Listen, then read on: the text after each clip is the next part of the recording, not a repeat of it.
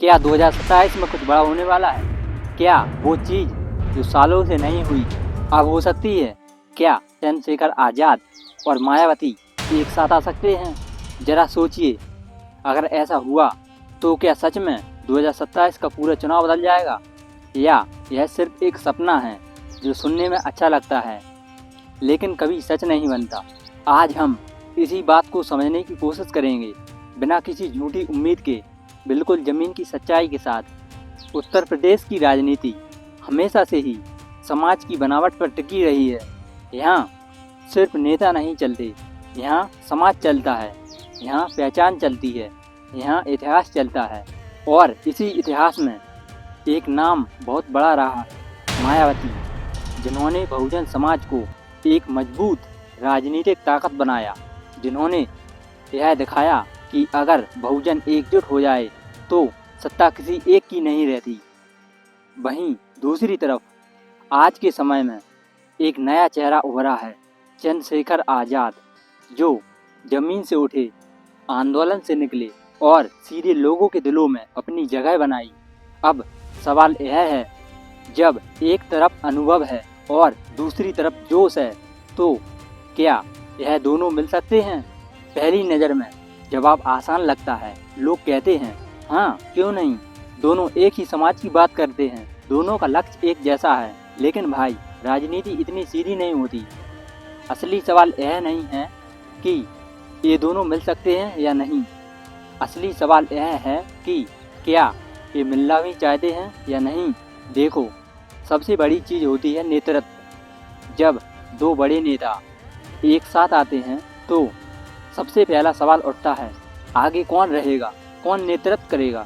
मायावती एक स्थापित नेता हैं, उन्होंने सत्ता चलाई है, व्यवस्था संभाली है, उनकी अपनी पार्टी है, अपना संगठन है, अपनी सोच है। दूसरी तरफ चंद्रशेखर आज़ाद हैं, जो नई पीढ़ी की आवाज़ बनकर सामने आए हैं। उनका तरीका अलग है, वो सीधे लोगों के बीच जाते हैं, आवाज़ उठाते हैं, संघर्ष करते हैं। अब जरा सोचो, अगर ये दोनों एक साथ आते हैं तो क्या दोनों अपने अपने रास्ते बदल लेंगे? यहीं से असली मुश्किल शुरू होती है। दूसरी बड़ी बात है भरोसा। राजनीति में भरोसा सबसे कठिन चीज़ होती है, और जब दो ताकतें एक साथ आती हैं तो हर किसी के मन में एक डर रहता है, कहीं मेरा नुकसान ना हो जाए। कई बार ऐसा हुआ है कि ऊपर के नेता साथ आ गए, लेकिन नीचे कार्यकर्ता आपस में नहीं जुड़ पाए, क्योंकि सोच बदलना आसान नहीं होता। तीसरी बात है काम करने का तरीका। मायावती हमेशा सोच समझकर कदम उठाती हैं, धीरे धीरे लेकिन ठोस तरीके से आगे बढ़ती हैं।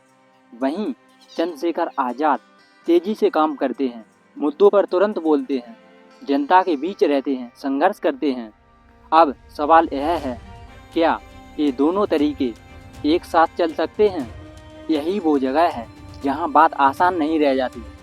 अब मान लेते हैं, अगर यह दोनों नेता साथ आ जाते हैं तो क्या होगा? सबसे पहला असर पड़ेगा बैंक पर। जो वोट अलग अलग बटा हुआ है वो एक साथ आ सकता है, और अगर ऐसा हुआ तो 2027 का पूरा समीकरण बदल सकता है।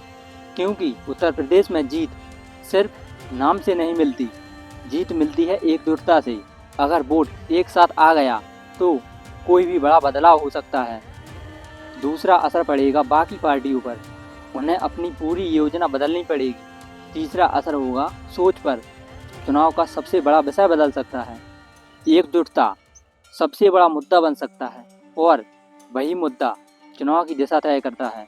लेकिन अब सबसे ज़रूरी बात, क्या सच में ऐसा हो सकता है?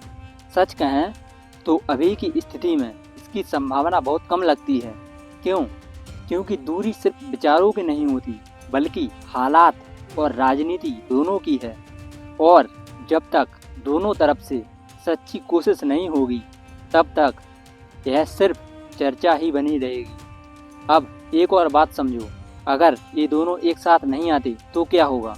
तब वही होगा जो पहले होता आया है, वोट बटेगा, और बटे हुए वोट का फ़ायदा कोई और उठा लेगा। यानी ताकत होते हुए भी उस ताकत का पूरा असर नहीं दिखेगा, और यही सबसे बड़ा नुकसान होगा। अब आप खुद सोचिए, क्या ज़्यादा ज़रूरी है, अलग अलग रहना या एक साथ आना, यही 2027 का सबसे बड़ा सवाल है। लेकिन राजनीति भावनाओं से नहीं चलती, गणना से चलती है।